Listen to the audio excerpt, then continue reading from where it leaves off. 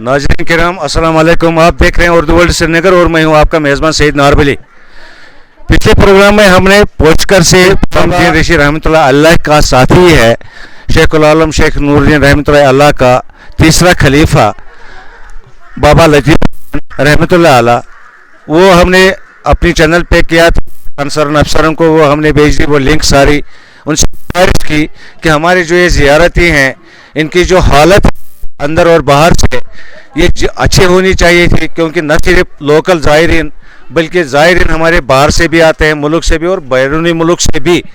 लेकिन जहाँ वहाँ की जो हालत थी वो तो हमने उसको उस समय हमने कवर करके आप तक पहुँचा दिया था। तो आज हमने सोचा क्यों ना हम हज़रत पयामद्दीन बाबा ऋषि रहमतुल्लाह अल्लाह जो टंगमर के ऊपर जिसका और फिर आम बाबा ऋषि के नाम से जाना जाता है, वहाँ आ जाएं, देखें, क्योंकि आजकल ज़ायरीन का काफ़ी रश है। कोरोना ने थोड़ा सा राहत दी है तो हम आज यहाँ आए हैं इस वक्त। तो जब हम यहाँ पहुँचे हमने देखा कि जो 6 महीने 1 साल 2 साल या 3 साल पहले जो यहाँ हालत थी, जो यहाँ का इंफ्रास्ट्रक्चर है, चाहे वो बिल्डिंगें हैं, गली कोचे हैं, साफ़ सफाई का मसला है, कोरोना ने लोगों को एकदम महसूर करके रखा था। घरों से लोग बाहर नहीं आ रहे थे, बच्चों का जो बचपना है वो कमरों में बंद हो गया, बुज़ुर्ग लोग घर से बाहर नहीं आ पा रहे थे और जवान लोग थे वो भी बाहर नहीं आ पा रहे थे। अब चूँकि गवर्नमेंट ने रिलैक्सेशन दी है कोरोना में, इस वजह से लोग जिन्होंने मन्नतें मांगी होती है, न्याज वगैरह रखे होते हैं, तो वो इन ज़ियारतों पे आते हैं। जब हम आज बाबा ऋषि पहुँचे तो हमने देखा काफ़ी सारा रश था यहाँ पे। हमारी माँ बहनें आई हैं, बेटियाँ आई हैं, बुज़ुर्ग लोग आए हैं, बच्चे लोग आए हैं। बहुत अच्छा वातावरण है यहाँ, मौसम भी बड़ा सुहाना था, बारिशें हुई। लेकिन दुख की बात का है कि जो हमारा वक्फ बोर्ड है, जो औकाफ है, बदकिस्मती ये है कि वो अभी तक वो ध्यान हमारी इन ज़ियारतों की तरफ नहीं देते हैं जो उन्हें देना चाहिए था। हालांकि इससे पहले जब अवामी हुकूमत थी तब भी हमने प्रोग्राम बनाए, और मेन चीज़ जो है जो हमने अखज़ किया इन ज़ियारतों पे जाके, जो हमारे श्राइन बोर्ड के तहत है, वक्फ बोर्ड के तहत है, जो यहाँ मुलाजिम काम करते हैं। अगर हम बाबा पयामद्दीन ऋषि रहमतुल्लाह अलैह की बात करें, यहाँ पे बहुत सारे मुलाजिम हैं, हर एक बिल्डिंग में 2-2 3-3 मुलाजिम काम कर रहे हैं। लेकिन उन मुलाजिमों की तनख्वाह वो 2 कैटेगरीज़ में आते हैं। एक उनमें से परमानेंट हैं जिन्हें 15-20 साल हो गए हैं, और कुछ ऐसे हैं जो 3 साल 4 साल से हैं। जब हमने मालूम किया तो पता चला कि एक डिलीवेजर की तनख्वाह 3000 से लेकर 5000 तक है।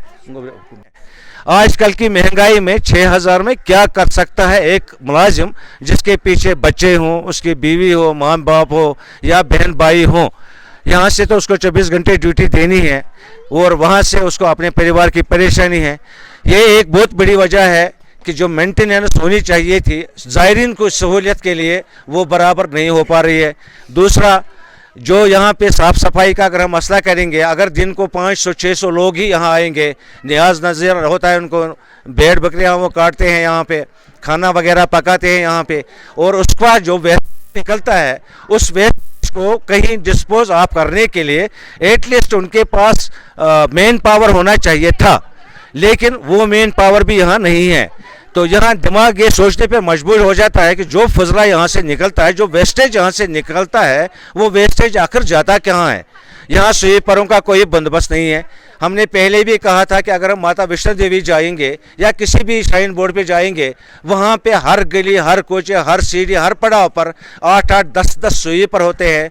बाकी जो हेल्पर्स होते हैं, अच्छा स्टाफ होता है, अच्छी खासी तनख्वाह उनको मिलती है। उस तनख्वाह मिलने की वजह से वो अच्छी तरह से उन जो वो पवित्र जगहें हैं उनको मेंटेन करते हैं। लेकिन हमारी ज़ियारतों के साथ ऐसा बिल्कुल नहीं है।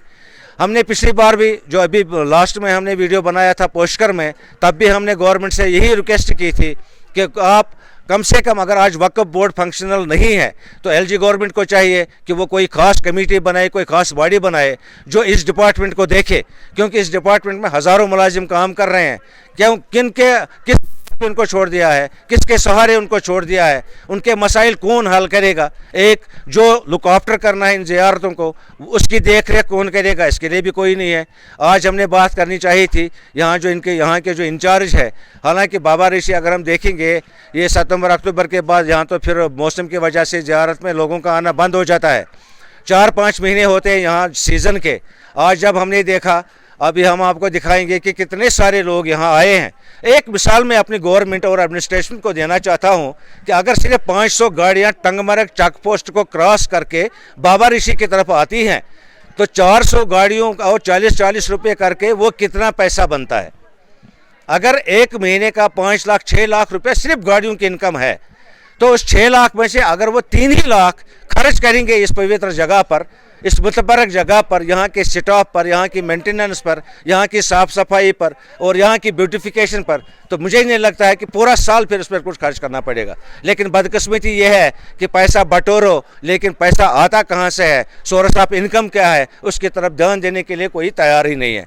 तो हम अपील करेंगे अपनी रियासती सरकार से, डिस्ट्रिक्ट एडमिनिस्ट्रेशन से और जो गुलमर्ग डेवलपमेंट अथॉरिटी है उन्हें भी चाहिए कि कम से कम कुछ भी नहीं तो कम से कम 4-5 स्वीप पर उनको डिप्यूट करें यहाँ इस ज़ियारत शरीफ पे, ताकि वो यहाँ साफ़ सफाई का ख्याल रखें। जो लोग यहाँ पे आते हैं, कोरोना का डर भी अपनी जगह है, अल्लाह ना करे अगर कहीं इन्फेक्शन मामूली भी फैल गई, कितने सारे ज़ायरीन हैं, छोटे बच्चे हैं, माँ बहनें हैं, वो इससे इफेक्टेड हो सकती हैं। तो हम अपील करेंगे गुलमर्ग डेवलपमेंट अथॉरिटी के जो जोमा है, रिप्रेजेंटेटिव और रेस्पॉन्सिबिलिटीज़ ऑफिसर्स है, उनसे भी हम गुजारिश करें कि वो थोड़ा ध्यान दें ज़ियारत की तरफ, और गवर्नमेंट से भी अपील करें, डिस्ट्रिक्ट एडमिनिस्ट्रेशन जो बारामूला है उनके पास भी फंड्स होते हैं, उनसे भी गुजारिश करें कि वो कंसर्न BDO साहब को बताएं या R&B डिपार्टमेंट है उन्हें बताएं कि वो कुछ ना कुछ इस ज़ियारत के लिए भी करें, क्योंकि शर्म आती है जब बाहर से लोग आते हैं, बड़ी तमन्ना लेके आते हैं, बड़ी उम्मीद लेके आते हैं, गैर मुस्लिम आते हैं कि हम बाबा पयामदीन ऋषि के यहाँ जाएंगे,